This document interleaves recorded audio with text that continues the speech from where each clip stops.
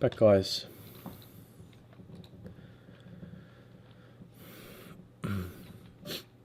So it's an M5, 6 jam there.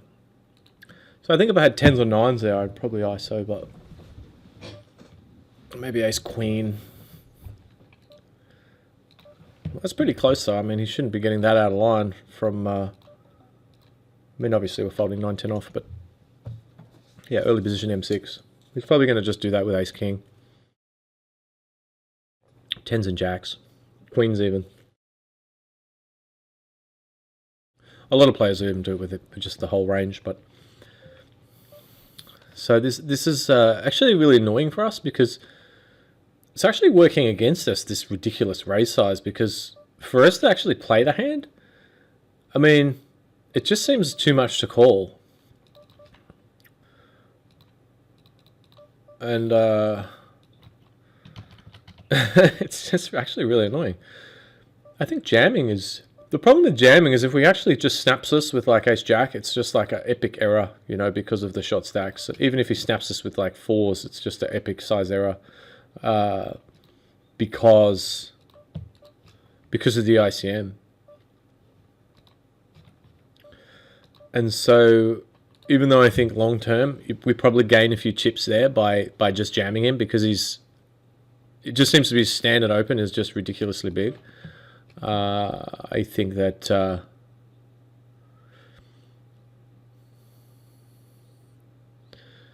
it's still better to it's pretty close here. Still better to fold right now. If we were a bit shorter, I wouldn't have a problem with jamming. If we were the shorter stack, you know, I probably would just go for it. But it's basically purely the fact that you know, we're second in chips, and to bust out now would just be a tragedy, really. I mean, it could happen. The stack sizes are not that deep. The queue, or the average stack, it's not that deep. So, I mean, it could definitely happen. It's not like we're immune to being the next out, next hand. I mean, we could just open 10s, get 3-bet, and just shove and against Rhino, and he's got jack somewhere out. So, you know, it's as easy as that. But just shoving all in there with jack queen suited, it's really risky, I think. You know, and just because of the ICM, the thing is that Marcianito is probably not calling, you know, correctly. Once we jam, I mean, he's probably still calling hands like 5s and ace-10 and stuff like that, which really hurts us from an ICM perspective really badly.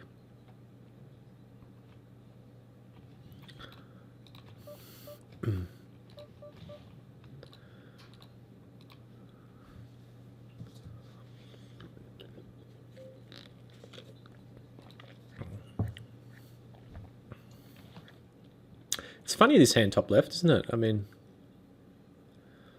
I kind of feel like he just gave up.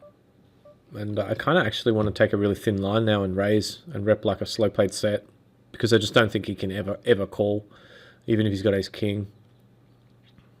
And so I don't think his entire range probably... I mean, if we make it like 15 here and he calls and we shove turn, it's pretty hard for him to call down with ace king.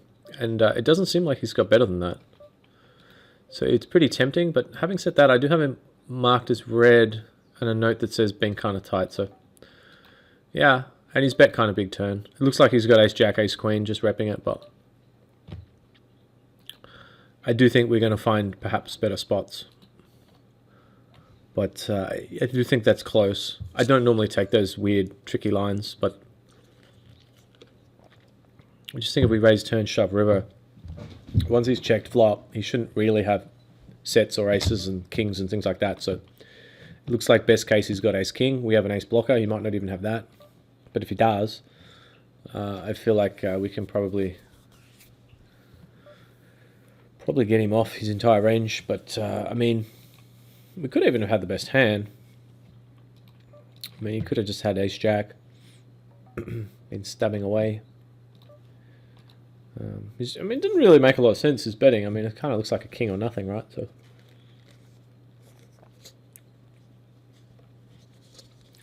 I think I probably made a mistake checking back flop. I think I probably should have just bet it. My plan was, though, to probably call a turn bet until the king came and he bet that sizing. It was just a really bad turn, obviously.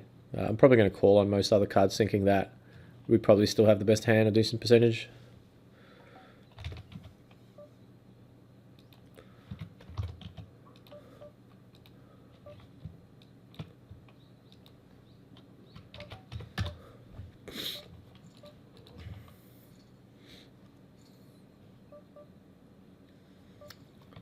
Look at this guy raising here.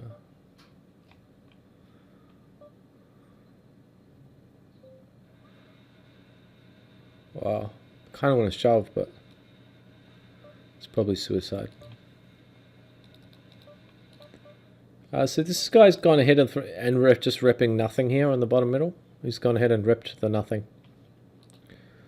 So it puts us in a pretty tough spot.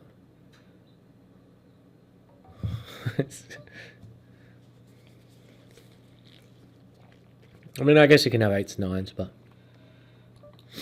pretty close. I think players do that a lot with just like 10 jack. They're like, hey, you don't have a 7, I'm raising. But then they don't stop and think, well, hang on, he's going to know that I don't have a 7. And a lot of the time I'll either float or raise there. But it's a little bit awkward with this stack size. I mean, we call or we raise. It's a lot of our stack, and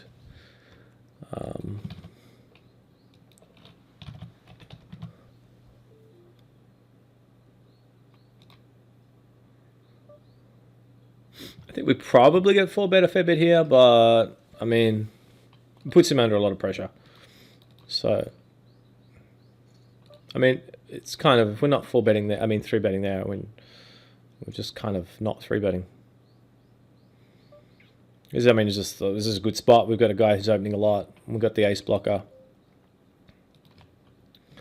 in position. Only a couple of players behind. This is a pretty tough spot here if Rhino 3-bets us. 48-6. It would have been really gross if he had 3-bet us there. That's still gross.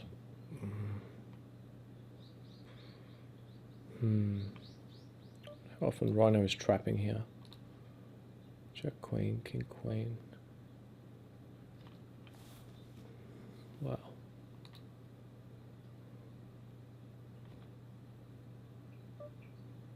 M6.5.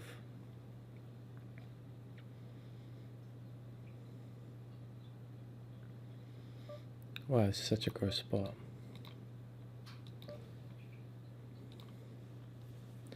It just is such a gross spot. It really is pretty sick, this spot.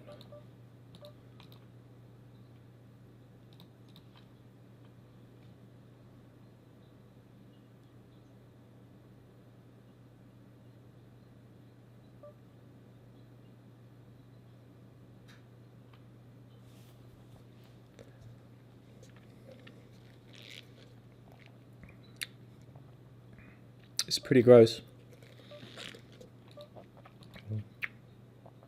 Yeah.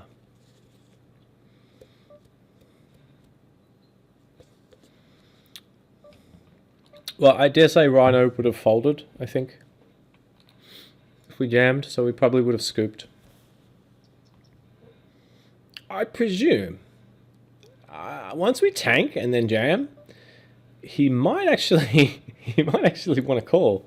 He might actually almost talk himself into a call. Because it does look like we've got ace jack, or exactly what we had, like 7s, 8s. 6s, 7s, 8s. Ace jack, ace 10 suited. Is kind of what it looks like we got once we tank like that. So, and he's doing pretty good against the jammers range as well with that hand. So he may actually have decided to gamble it up for the win and just try to get an over 200k stack and get set up for the win and take a shot. It would have been pretty sick though because of the ICM, but once we tank, unless he for some reason thinks that we would do like a tank jam with aces, but I mean he does have an ace blocker. It's just so unlikely that we've got aces or kings. It's just more likely we have a legitimate, decision, I think, in that spot. So the guy that jammed us, he did have ace king. He has been fairly solid. He doesn't 3-bet a lot. So that was what prompted me to fold. That combined with the fact that I thought Rhino could be trapping a lot there. And actually he was. I mean, he was hoping to get jammed behind because he knew he had two players behind with M6 and 7 stacks around 7-ish. So he knows that they're going to be jamming at a reasonable frequency. And if they jam, then we re-ISO. And this comes back to the whole thing about him potentially calling. I mean, he's kind of set the trap there by just flatting with the top of his range, ace-queen. I don't know if he can fold if we re-ISO. I think maybe all the beans go in there, actually, on second thoughts. But it is hard for him to call, though, just because of the ICM. But the pot is just so massive at that point. And it's not like he has an overwhelming, chip lead. I mean, he does now. Not overwhelming still, but solid. But at the time, it was pretty even spread. So I do think there's a bit of merit to for him to. I think. Are we going to take this or not? I think we will. Well, he's in second. Yeah, it's close. I think I'll let it go. Yeah, it was quite an interesting hand.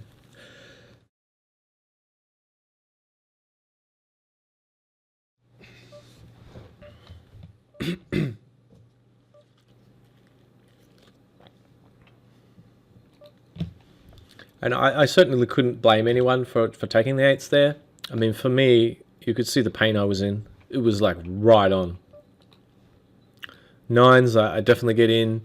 Ace king, ace queen, I get in. Ace jack suited, I think I get in. Ace jack off, I don't. I think nines up and ace jack suited, ace queen off up are the hands I get in that specific situation. If it had just been the small blind jamming, I would have snap called.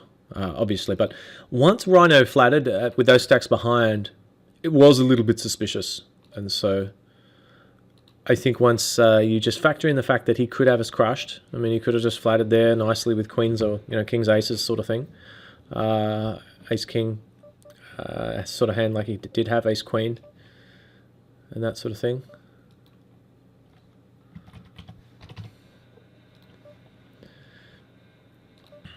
Yeah, it was an interesting hand, and I don't even though we may have scooped if he folded, but I don't think he. Second thought, my first instinct was he was, but I mean, if he's flatting to call the trap, I mean, I don't think he is. I mean, I just don't think you can if you're setting the trap like that. And when I say setting the trap, I mean it's not like he's got aces, but he's just got a really well disguised hand for the situation. And I really like the way he played it, to be honest. And I like the way that he got there. That was the best part about the hand for him, is he just got there against ace king, and it's magical when that happens. So we are third in chips. 4.7. There's always big pay jumps, isn't it? 3, 2, 1.6, 1.1. 3 of 7, and yeah, I mean not in too bad a spot, I must say. I mean, it's a little bit annoying because we've got the best player on the table to our left, but having said that, he's not. I don't think he's going to get in our way too much. I think he's kind of. I don't know. I just feel like he's kind of content to pick on these fish. Which is kind of what I am as well. Kind of content to do. This bottom middle hand, I just don't think we can fold. I think calling is probably best. Unless he has tens. I mean, he probably had somewhere between 2 and 3 outs. Or we're just completely crushed and he's got a king or he's got sevens. Having said that, we do have queen blockers. So a little bit less likely, and he would have raised pre with ace king, I guess. So it's pretty close. I just don't. Well, I mean, maybe we can fold. It's pretty close. It's pretty close. So gross. I mean, I just think this is the bottom of our calling range here. I mean, obviously I'm going to call the king. Aces and queens really have the same value here. I guess against this sort of unknown sort of guy, you know, he could just roll 6 high. So it's hard to fold it. It did kind of look like he had a king, but the other option was 6 high. So just loving it. Loving the 6 high. Sometimes after that happens, I have to write unlucky in the chat box, but I won't. But you know, I just enjoy it. You have to. I get a kick out of it. The game is usually played too seriously, in my opinion, and it's great to see players rolling over the 6 high. To his credit, though, I mean, he did tell a pretty good story.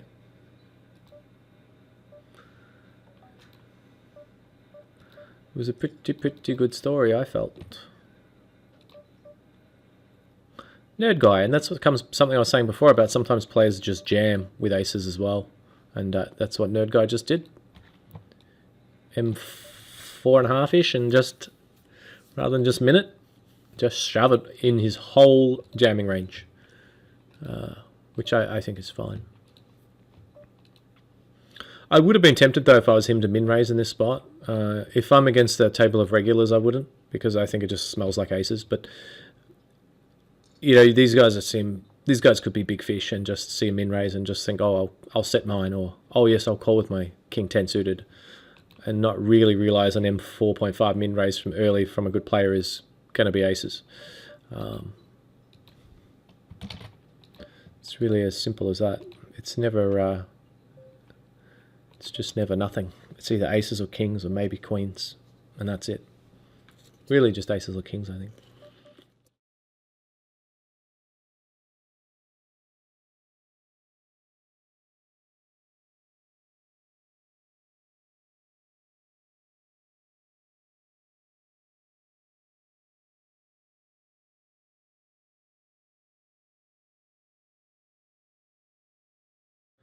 So the final table is sort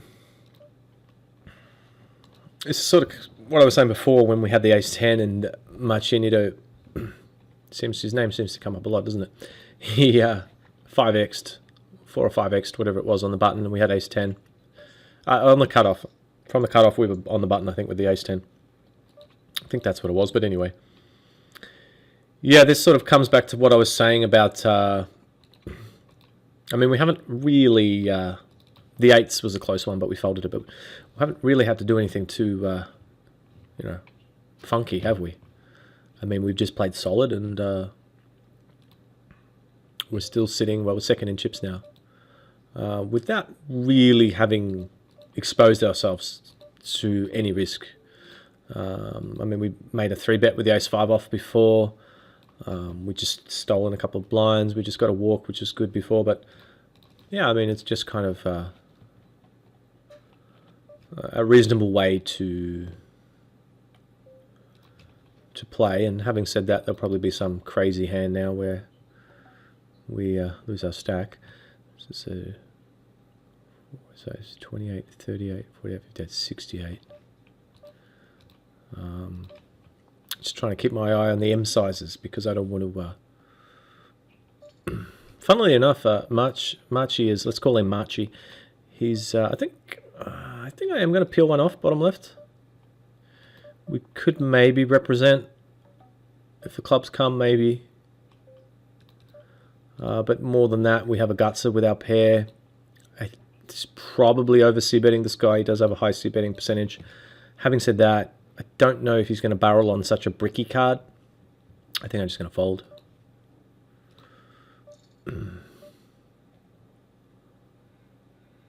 Ooh, I thought Marchi was going to get there. It would have actually been really good for Marchi to have won that.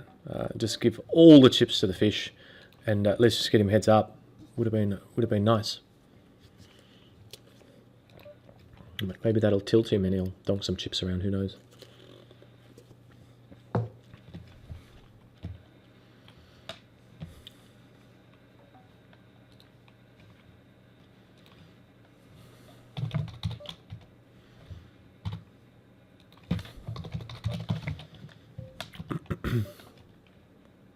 Pretty close there. I mean, we could probably attack Kokoros again. I'll wait for a little bit of a better one, I think. He did just get chips. He might not necessarily want to get all in again. I mean, he might not necessarily want to donk them all off quickly. So, I mean, he might not necessarily be raising.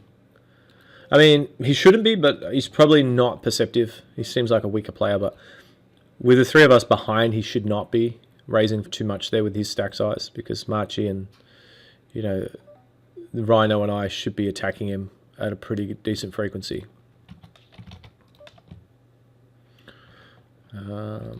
And so, yeah. Here he goes again with his 4x.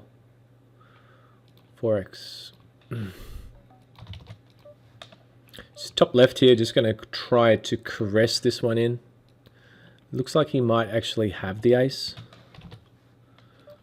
So he's probably drawing dead now. And that's the way I like it, is when they have sets. Probably drawing dead. He already had 4 outs. Can't be helped.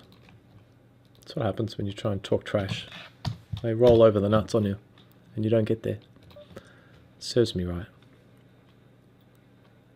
I'm gonna make a tilt call with the 5-10 suited now.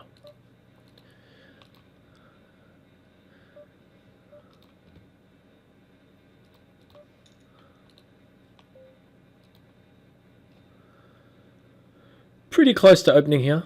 These guys haven't been jamming that much. They all have jammable stacks.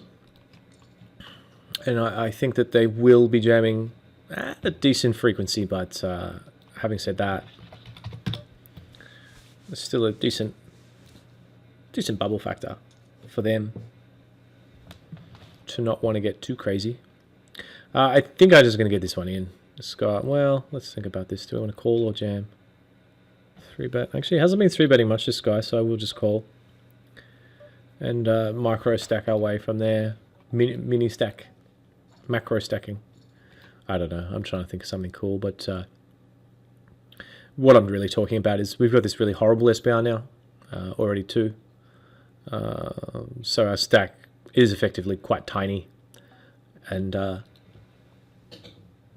it's not such a bad thing, because our hand... I mean, our hand just plays... It's just easy to play this hand, even out of position, because the SPR is so low. You know, we only have an SPR of 1.5. Wow. And that's how much he does it. So, yeah, I mean, we just flop pairs or gut shots or flush draws and we just get it in, kind of thing. The only time it's tough is if we get, you know, ace-king or ace-jack flops. Ace-jack 5, then it's kind of tough. Then we probably check call and assess if he shoves turn. Most likely. But, I mean, it's not that often a flop's going to come like that. Most of the time it's just going to come, you know, like jack 8-4 and we just check, he bets, we jam, and then he just probably folds or maybe hero calls. So down to 6. But I do think that guy, just going back to that hand, is a little bit too tight to... a little bit too tight for us to fold there, I think. A little bit too tight for us to 4-bet, but not quite tight enough for us to fold King Jack suited, just because it flops so well. But it is kind of a messy spot. It's not a traditional spot where you flat, is it? So we'll go ahead, I think, and raise Cockroach here. And I actually will fold, I think, if he shoves here. We could be folding the best hand some of the time, but I just think with the ICM, it's probably okay. And he hasn't really shown a tendency to get too crazy on us. With only just made that one bottom right. He hasn't shown a tendency to get too crazy on us. I kind of want to go him again here with the same sizing. And I think I will actually.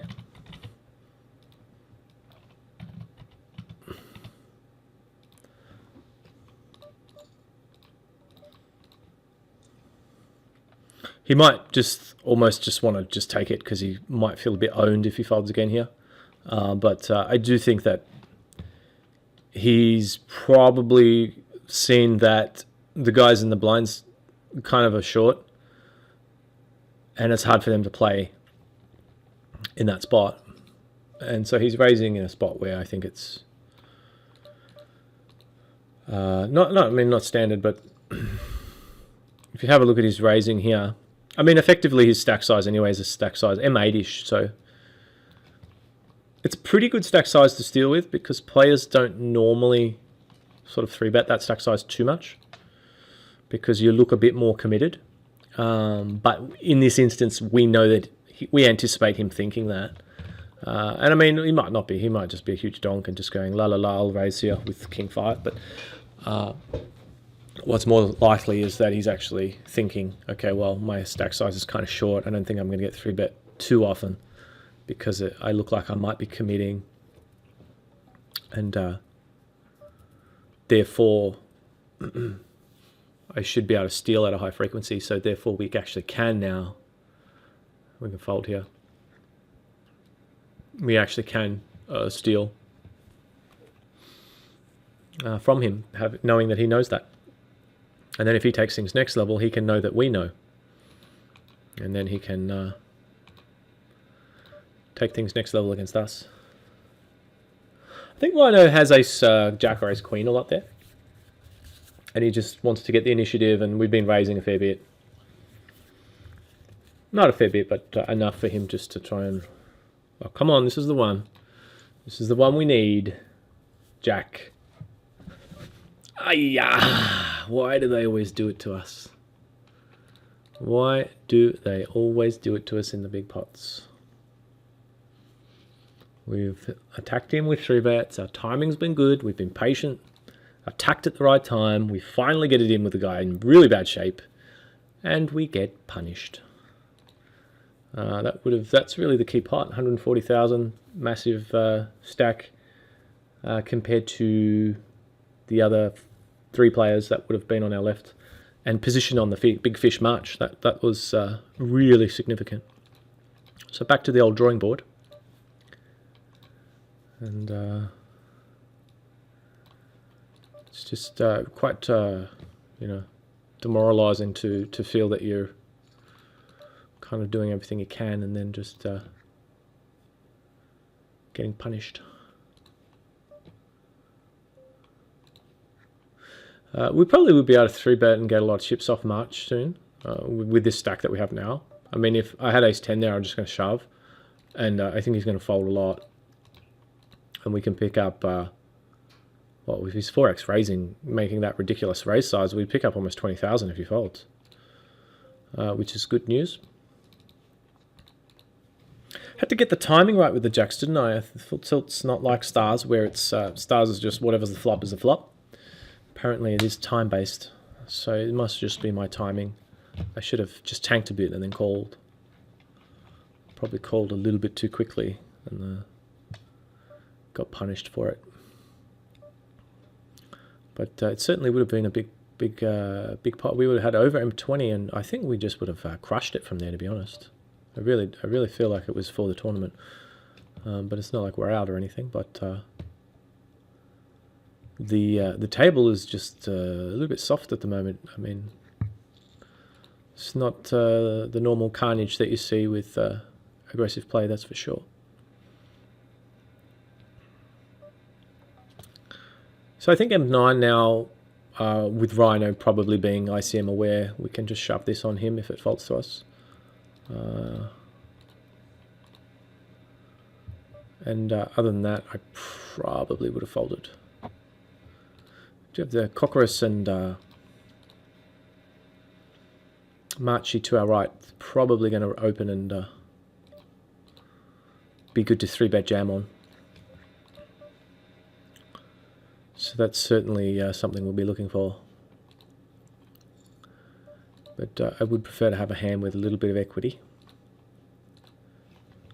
like a king jack or ace nine suited, pocket five, something like that. Well, this is it's going to be going all in soon now with this pay jump. Pay jump. This blind jump. I just have pay on the mind. I want to get paid. Yeah, it's just so frustrating because it's such a key pot at this stage. Phil Tilt really likes to punish me. It's vicious.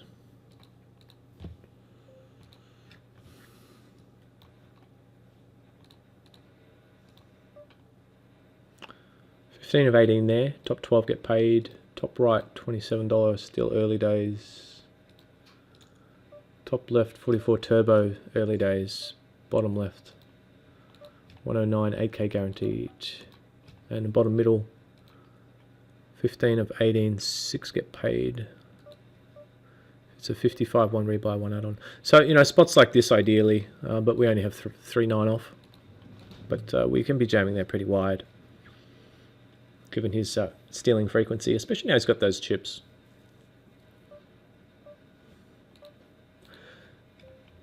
And quick ISO there. Looks like he's got ace king, ace queen suited. Ace king off. Go with ace king off. Yeah, ace king off. And that's chop.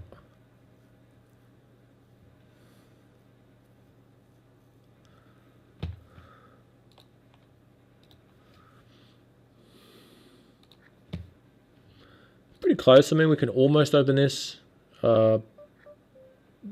Pont has been kind of tight. It's pretty close, I think. You could probably get away with it enough to make it profitable. The only thing is that if we raise and get jammed on and have to fold, we're kind of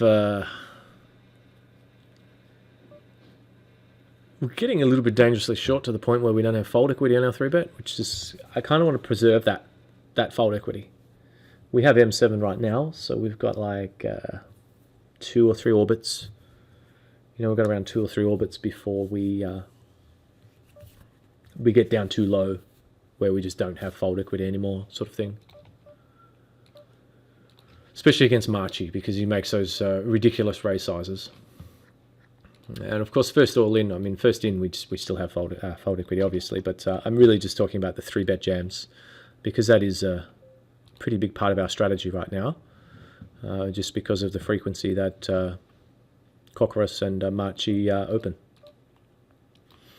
And so we don't want to get down to the point where we have M4 or 5 and have to jam like ace 4 suited, and have them, they're going to call with 10 jack suited, and it's going to be just flipping for our tournament life ideally. So that's a good one to get it's a good time to get a walk there. Marchi doesn't seem to just open based on position and stacks and things. He seems just to play more by hand, and so you can see him here opening button, and hard to imagine he's going to have much of a calling range. But I don't think he's opening everything, I should say. He's obviously opening a lot, but I think he's opening anything that's semi-playable, like very proportional to hand strength, I think is how he's opening. I think I'm just going to shove this bottom left one. Well, you know what? I'm going to wait here. So Cockroach takes a hit. What's our M size here? M7, 14, 21. Yeah, I think I will just... Well, actually, can we raise to fold, or could we just shove here? 7-7 is 49. 7-7 is 49. Yeah, I think we can just shove. Wow, these guys have been so tight. I think I will actually just min. It's pretty close. It's... yeah, I mean, it's pretty annoying if we get jammed on, because we do have the best hand a fair bit, but it was just in case. I mean, the thing is that these guys aren't really getting that out of line behind us. And I just hate jamming and running into, tens right now at this stage of the tournament within that spot. Having said that, I mean, Rhino could have had ace-queen suited and just have decided, to 3-bet us there and queen. And we could have actually had the best hand, but I mean, that's a bit clearer. But the thing about the tens is, the fives, sorry. I think that the guys behind, this is the thing, I think the guys behind are giving us pretty honest information in that spot. I really do. I mean, they're just not that active. So if we raise, we can then fold knowing that we were probably crushed. Or maybe best case, Rhino in that instance had ace king, ace queen, ace jack suited, I guess. Wow, ace 10. I think that's a bit too sick, to be honest. Oh, I feel like he's going to get there. No. Yeah, I think that's a bit too sick by that guy. I think Marchi is not that crazy. Like I was saying, I don't think he 3-bets just positions and players and stuff and stack sizes. I think he actually just bases his raises on a hand. So he's stealing probably with like any ace, any suited king, and connectors.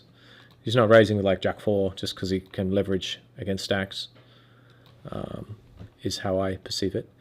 So I think I will take this one just because of his frequency.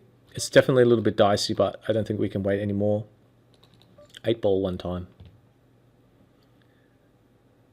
Yeah, it's annoying. But as the shortest stack against Marchi, and his opening frequency, I think that we have to go for that one. He was an early position, but he's really just shown a tendency to open pretty consistently from everywhere. So picked up, I think, 1,100 there and a couple of thousand in the other ones. So, I mean, we still did all right on full tilt, picked up a few thousand today. So that's going to hold us in good stead, even if we don't, if we continue to run poorly on stars at least. But hopefully we won't. And hopefully things will pick up on stars. So, I mean, the key thing there, I felt like we played pretty good there. It's a frustrating finish. A few things to note is, I think, we lost the jacks versus queen 10. That was the key pot. That would really have set us up. And I think we would have owned the table pretty badly from that point. I probably would have had, with those chips, just to start raising every hand because we could afford to lose a few chips. And the players behind, I think they wouldn't be responding enough and jamming on us, especially as the big stack. I think they would have given us almost a right to abuse them. I'm going to fold that one. And I think they would have just folded. Whereas when we're raising M8, I think they're a little bit more likely to jam on us just because they know that they threaten our entire stack. We're probably going to be a little bit more ICM conscious as we were, as compared to if we had like the over M23 or 24, whatever it would have been. I probably would have just raised every hand, and those guys all behind M8s and 7s probably would have been folding enough for us just to profit by raising every single hand, even if they know we're raising every single hand. I don't think they would have adjusted enough. And Marchi himself wasn't actually contesting that many pots in terms of calling. He was actually folding a fair bit, so I think it would have worked out really well. And then just could have chipped away at them because they all would have been trying to outlast each other with the ICM. And then hopefully finally have got heads up with Marchi in the end. That would have been fun. But the way it turned out, no real regrets. We lost a key pot, and then from there the 5s, M7. ICM wise, I think it's a jam. I don't think actually. I mean, it would be an easy jam. But having said that, I just feel those players behind, especially not so much Rhino, but the guys in the blinds, are going to give us pretty honest information. They're not really going to just say, "Oh, he's only mint, he's folding," and jam with ace 2. I think they've been pretty solid. I think they're going to sort of say, "Hey, I'm jamming because I have you crushed." And that being the case, I mean, that opens the door to an opportunity to raise fold in a situation where I think normally is a pretty clear jam. Had they all been maniacs behind and just completely wild, then I would just jam because, I don't want to get jammed on by, king 10. I don't want to get jammed on by 10 jack suited or, ace 7 suited. and so I would have gone ahead and jammed. But I just think that those guys were playing pretty tight. The one that I think we had to be most concerned about was Rhino, who was the one that actually did 3-bet us small. But I just don't think he's doing that with a bluffing range. Given the short stacks behind and the fact that we were short ourselves, I think the best case there, I think he's got like an ace-jack or an ace-10 suited, and we're flipping. Worst case, I think he can have any of the bigger pairs and do that as well. So, well, maybe he would just shove 6s, 7s, 8s. So I think it's 9s up, ace-jack suited up. Maybe ace-10 suited up, ace-jack off up, that sort of range. And, you know, I think it's fine folding if you, in that instance against that range, because we're doing, I mean, even if we are getting around the right price, I mean, we still can't call because of the ICM, the bubble factor. So I don't really have any regrets. I think we timed a few 3-bets, stole a blind here and there, and I think that's all you really need to do in that sort of instance with that sort of players, that sort of field that we had around us, is just well-timed aggression, quite a controlled game, and you just have to get you know, your hand, a hand or two to hold up, as we had with the jacks with the queen king, and you're in a shot. You've got a shot at the title, but it just didn't work out this time. But that's enough rambling about that final table and play and strategy. I'll get on with these tourneys, which are mostly still mid-stage. But I'll get on with these and see if I can accumulate some chips so we can have some more final table discussion, because they're quite fun, aren't they, the final tables? So that's 2 so far today. Let's see if we can go on a roll now after winning this pot.